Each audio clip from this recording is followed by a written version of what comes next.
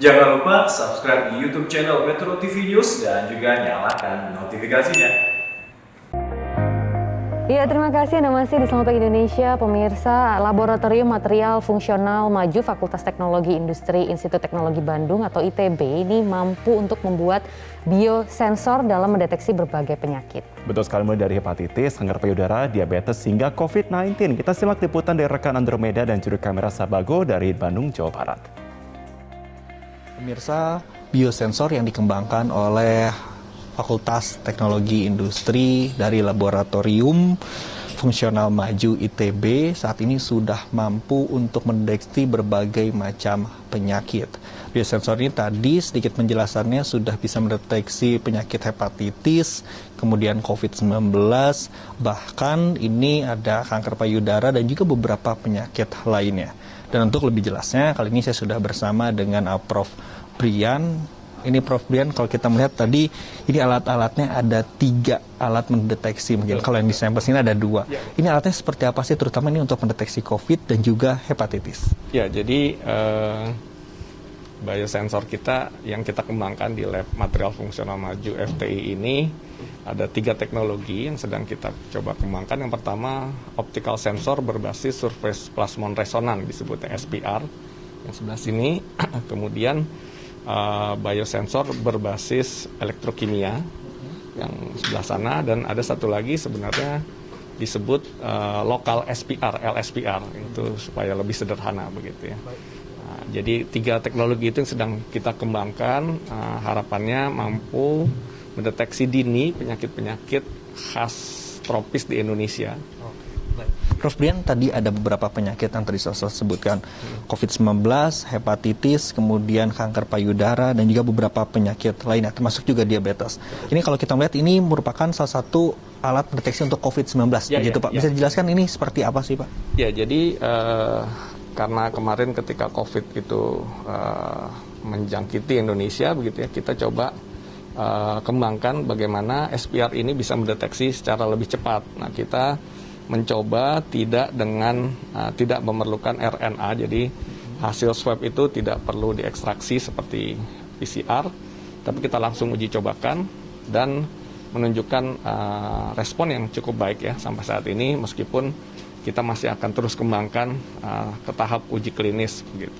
Tapi untuk tahap ini, jadi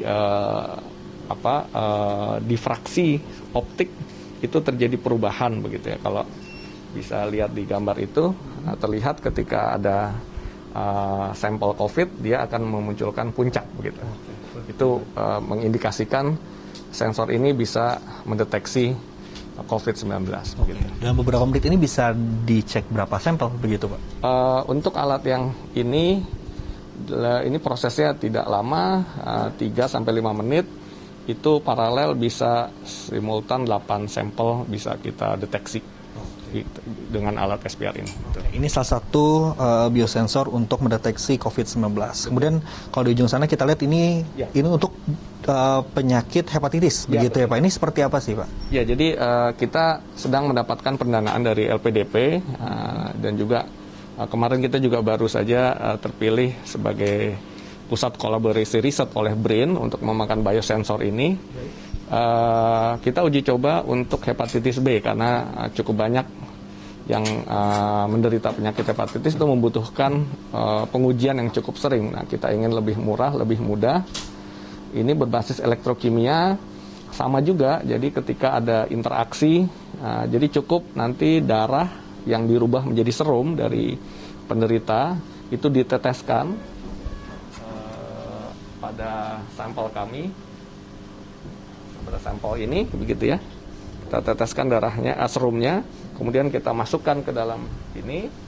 Nah, kemudian kita bisa lihat tampilannya apakah dia menunjukkan pengukuran atau tidak begitu. Masih sampel ya Pak ya? Iya betul, ini masih sampel. Oke, seberapa akurat sih Pak untuk tes hepatitis dari B ini Pak kalau kita presentasikan begitu? Ya, jadi memang kita merujuk pada gold standar ya, ELISA yang teknik analitik yang sekarang dipercaya cukup akurat. Kita bandingkan hasilnya sampai saat ini masih cukup baik, masih di atas 80% gitu. hepatitis, COVID-19. Kemudian ada pendeteksi penyakit lain begitu Pak? Atau seperti apa Pak? Ya, jadi ini sebagai uji coba awal 2 penyakit itu kita pilih. Ada juga yang sudah running dengan teknik elektrokimia adalah dengue untuk demam berdarah begitu ya. Itu juga harapannya bisa cepat mendeteksi dan lebih murah. Kemudian penyakit lain juga kita coba kembangkan deteksi biosensor untuk breast cancer ya, kanker payudara. Kemudian juga untuk yang lainnya kita akan mengarah juga pada deteksi makanan ya, karena itu termasuk biosensor seperti salmonella dan sebagainya. Gitu. Terakhir Pak, harapan terbesar ini dari Prof. Dian sendiri dengan adanya biosensor ini seperti apa Pak diharapkan ke depannya Pak? Ya, jadi kita berharap teknologi-teknologi untuk kesehatan, terutama deteksi dini dan monitoring kesehatan, itu kita bisa mandiri di Indonesia, kita bisa buat dengan oleh bangsa kita. Tentu kami mengucapkan terima kasih yang sangat besar kepada Kementerian Dikbud dan yang sudah mendanai, tentu juga ITB begitu yang terus mendanai, dan juga BRIN, LPDP. Nah itu saya rasa iklim penelitian sudah sangat baik saat ini. Tinggal bagaimana ini spin-off dari riset ke industri, sehingga hasil penelitian kami nantinya benar-benar bisa komersial begitu dan bisa dirasakan oleh masyarakat begitu. Terima kasih Prof. Dian atas waktunya, dan pemirsa memang diharapkan produk dari karya anak bangsa ini dari riset bisa segera untuk diproduksi di industri karena ini bukan memberikan manfaat yang luar biasa untuk masyarakat Indonesia. Dari Bandung, Jawa Barat, Andromeda Rizal, Sebago Vesasa, Metro TV.